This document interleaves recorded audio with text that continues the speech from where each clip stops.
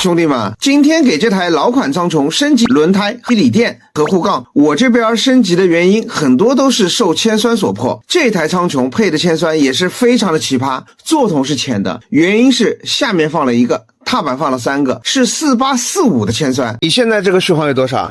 我也不知道，原来大概有40几啊，40、50大概有的。原来我也没开满过，现在大概30几大概。我就问你们，这样的配置谁见过？那这次是用的一个入门款的4855的磷酸铁锂，续航冬天能有个70、80公里。在安装踏板锂电的时候，发现了一个问题，它的电池仓是换过的，飞标的竟然无法放这个锂电，所以只能给它放在座筒里面。幸好我们还有一个升座筒可以给它换上。铅酸换锂电，我建议线还是要换的，电源线、充电线、空开，这些已经念叨了无数遍了哈。换好之后，看一下座筒内部的环境，所有的线要整理好，电源线必须过空开，这是对老铁的负责，也是对自己的负责。轮胎这次给它用2款顾满德旗舰半人绒胎，前轮富贵稳中求9090-10，后轮龙腾四海 FX 190-10。拆开看一下，这个是龙腾四海 FX 胎纹，这个是富贵稳中求的胎纹，你们更喜欢哪一个呢？综合来说，这2款轮胎无论晴天和雨天的抓地力表现都不错。后轮上车之前和官方图对比一下看看，完全一致。前轮上车前再对比一下 OK， 没问题，那就上车。最后安装护杠，这车都骑了大半年了，这位老铁想想还是给护杠给补齐吧，